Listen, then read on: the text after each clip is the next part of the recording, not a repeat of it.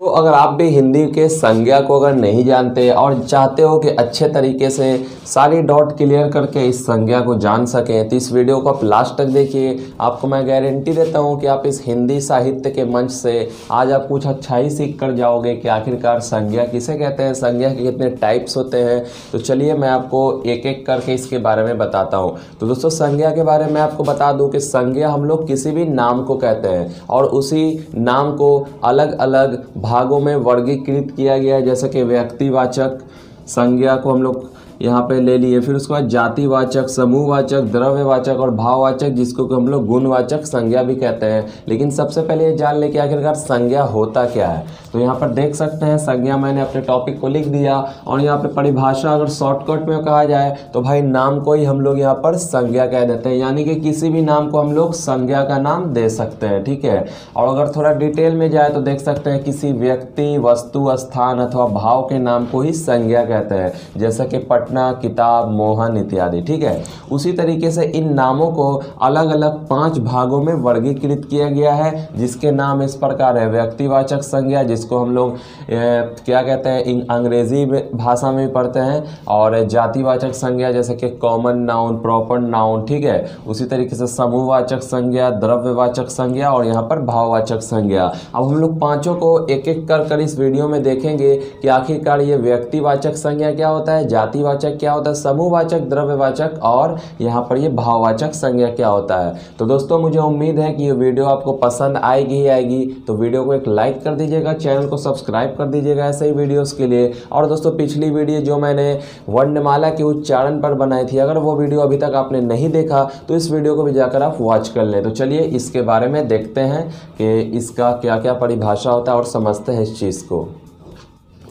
तो चलिए अब जान लेते हैं संज्ञा के 5 भेद के बारे में। तो मैंने यहाँ पर तीनों भेद को लिख लिया है और फिर से 2 भेद के बारे में और बताऊंगा। तो पहला व्यक्तिवाचक संज्ञा, दूसरा जातिवाचक, समूहवाचक। तो देख सकते हैं एक ही वस्तु का बोध कराने वाले नाम को व्यक्तिवाचक संज्ञा कहते हैं। दोस्तों मैंने परिभाषा तो आपने बहुत सारे बुक्स में देखे होंगे, किताबों में देखे होंगे, लेकिन मैंने यहाँ पर आसान शब्दों में यहाँ पर लिख के बताया है कि आखिरकार व्यक्तिवाचक संज्ञा हम लोग किसे कहते हैं। तो एक ही वस्तु का बोध कराने वाले नाम को हम लोग व्यक्तिवाचक संज्ञा कहते हैं। जैसे कि दिल्ली दोस्तों एक जगह है, ठीक है। अभी मैं फर्क बताऊंगा तो आपको अच्छे से क्लियर हो जाएगा। उसी तरीके से हिमालय पहाड़, उसी तरीके से महाराणा प्रताप एक राजा का हमने नाम ले लिया, एक ताजमहल हमने एक महल का नाम ले लिया। अगर मैं सिर्फ यहाँ पे महल कह देता तो आप यहाँ पर ये नहीं समझ पाते कि आखिर मैं किस महल की बात कर रहा, क्योंकि दुनिया में बहुत सारे महल हैं और हम अगर ताजमहल कह दिए तो इसका मतलब है कि मैं ताजमहल की बात कर रहा। लेकिन अगर मैं सिर्फ महल कह देता और कह देता कि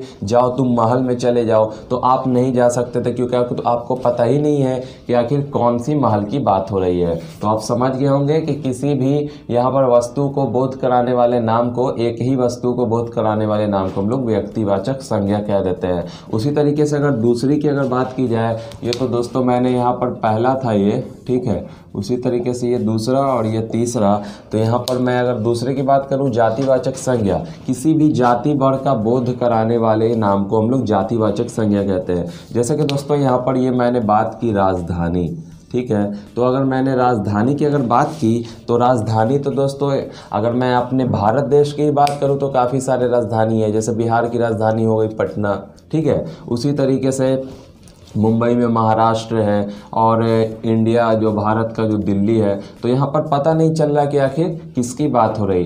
तो यहाँ पर कहा जा रहा है ना कि यहाँ पर जाति भर का बोध हुआ है। यहाँ पर सब का, अगर राजधानी की बात हुई तो इसमें सब आ गया। एग्जैक्ट आखिर लोकेशन क्या है यहाँ पर हम लोग को पता नहीं चल रहा। उसी तरह अगर पक्षी है तो पक्षी में कौन सी पक्षी भाई, तोता, मैना, चिड़िया, कुछ भी, तो यहाँ पर हम लोग को पता नहीं चल रहा। बस उसके पूरा जाति का यहाँ पर हो गया। और मैं पक्षी की बात कर दिया कि मान लो भाई इस शेर की शादी में अगर मैंने पक्षी के जाति को अगर यहाँ पर दावत दे दिया तो उसमें तोते भी आएंगे, मैना भी आएंगे, चिड़िया भी आएंगे, गीदड़, जितने भी मतलब गिद्ध वगैरह सबको ही यहाँ पर पार्टिसिपेट करेंगे।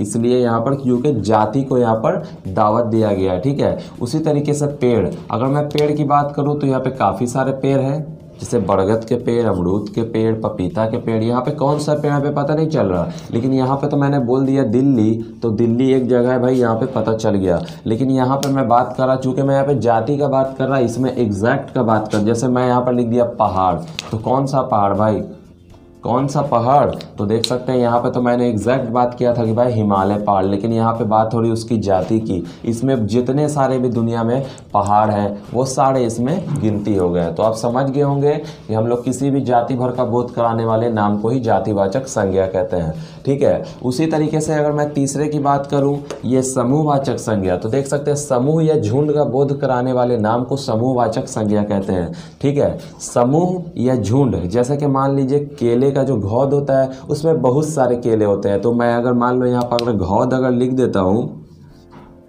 ठीक है, अगर मैंने घौद यहाँ पे लिख दिया तो घौद क्या हो जाएगा, समूहवाचक संज्ञा हो जाएगा, क्योंकि एक घौद में काफ़ी सारे केले मौजूद हैं। उसी तरीके से दोस्तों अंगूर का गुच्छा होता है, क्योंकि गुच्छा जो बना है वो काफ़ी सारे अंगूर को मिलकर ही बना है, तो यहाँ पे अंगूर का गुच्छा भी यहाँ पर समूहवाचक संज्ञा हो जाएगा। उसी तरीके से मेला, मेला किससे मिलकर बनता है दोस्तों, काफ़ी सारे लोग एक जगह अगर खड़े हो जाते हैं और काफ़ी सारे मतलब मार्केट से लग जाती है, खरीदारी होती है, मतलब भीड़ भाड़ को मिला के ये मेले का निर्माण होता है। अगर मेला लगे उसमें भीड़ ही ना हो तो उसको मेला कहना व्यर्थ होगा, ठीक है। उसी तरीके से अगर किसी भी समिति या संगठन को हम लोग बनाते हैं तो उसमें काफ़ी सारे समुदाय वाले लोग जुड़े होते हैं, तो उसको हम लोगों ने समिति कह दिया। जैसे मान लीजिए बाजार समिति, वहाँ पर जितने भी बाजार वाले लोग हैं वो अपने सामान को लाकर बेचते हैं, एक समिति होती है। उसी तरीके से अगर किसी चीज़ की सभा होती है, मीटिंग होती है, लोग वहाँ पर जाके अपनी बातों को रखते हैं, तो वो भी भीड़ इकट्ठा होती है, तो ये भी दोस्तों एक झुंड ही है। उसी तरीके से बारात, काफ़ी सारे बारातियों को मिलने के बाद ये बारात का निर्माण होता है। जैसे अभी शादी का अगर सीज़न चल रहा है तो काफ़ी सारे लोग जो हैं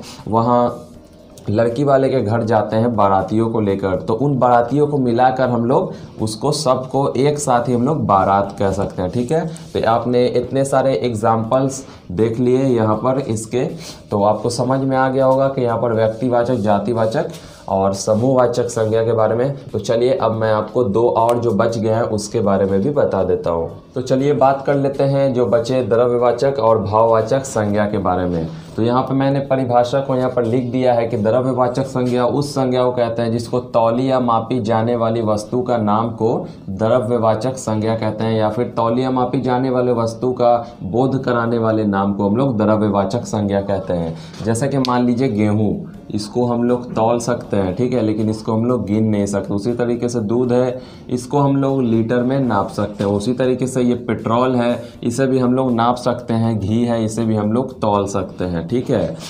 तो यहाँ पर देख सकते हैं कि तौली या मापी जाने वाली वस्तुओं को एक तरफ रख दिया गया है और उसको नाम दे दिया गया है द्रव्यवाचक संज्ञा। उसके बाद आ जाता है ये पांचवा, ये तो चौथा है और ये हो गया पांचवा जो कि है लास्ट। तो भाववाचक संज्ञा, तो यहाँ पर देख सकते हैं गुण, धर्म, भाव, स्वभाव, दशा आदि, अच्छाई, बुराई, जो भी हो, उन सब शब्दों का बोध कराने वाले नामों को या हम लोग शब्दों को भाववाचक संज्ञा कहते हैं, ठीक है। और इसमें सबसे जरूरी बात यह है कि इन संज्ञाओं को देखा या फिर गिना नहीं जा सकता, ठीक है, ठीक है। उसको हम लोग फील करते हैं। मान लीजिए कोई आदमी का स्वभाव बहुत गुस्सा वाला है, ठीक है, मान लीजिए मेरा एक दोस्त है वो काफ़ी गुस्सा वाला है, तो हम लोग गुस्से फील कर सकते हैं, उसके चेहरे पे देख सकते हैं, या गुस्से में वो कुछ ऐसा कि हरकत करेगा कि हम लोग फील कर सकते हैं कि हाँ यार ये मेरा जो दोस्त है ये काफ़ी गुस्सैल है, ठीक है। उसी तरीके से और भी मान लीजिए शारीरिक दशा इंसान के अंदर से ख़राब है तो उसे हम लोग नहीं देख सकते, बस फील कर सकते हैं, वो बताएगा हाँ भाई मुझे बुखार है या फिर मुझे कोई भी बीमारी है, तो इस तरीके से हम लोग सिर्फ फील कर सकते हैं, ठीक है। तो गुण, धर्म, भाव, स्वभाव, दशा आदि का बोध कराने वाले नामों को भाववाचक संज्ञा कहते हैं।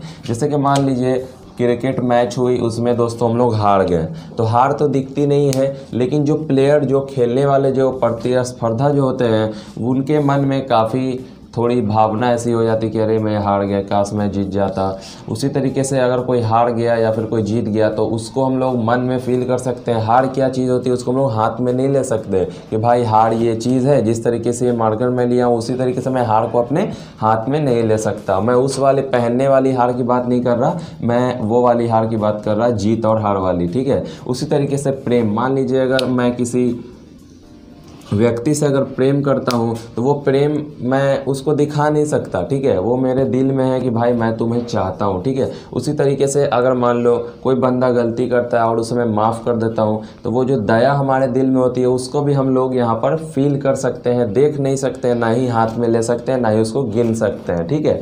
तो इसी तरीके से यहाँ पर जैसे जीत हार प्रेम दया आदि इसके भाववाचक संज्ञा के यहाँ पर हम लोगों के एग्जाम्पल मिल जाते हैं। तो दोस्तों मैं उम्मीद करता हूँ कि ये वीडियो आपको काफ़ी पसंद आई होगी। संज्ञा को मैंने इजी सेंटेंस में, इजी वाक्य में आपको आसान शब्दों में बता दिया है। तो दोस्तों मैं आपसे रिक्वेस्ट भी करता चलूँ कि वीडियो को एक लाइक कर दीजिएगा, चैनल को सब्सक्राइब कर दीजिएगा और ऐसे ही वीडियोस के लिए हमारे चैनल पर विजिट करते रहिए। और सब्सक्राइब कर देंगे तो आपको नोटिफिकेशन तो उसकी मिल ही जाएगी, फिर भी आप मेरे चैनल पर हमेशा विजिट करते रहें। तो चलिए आपसे मिलता हूँ दोस्तों नेक्स्ट वीडियो में।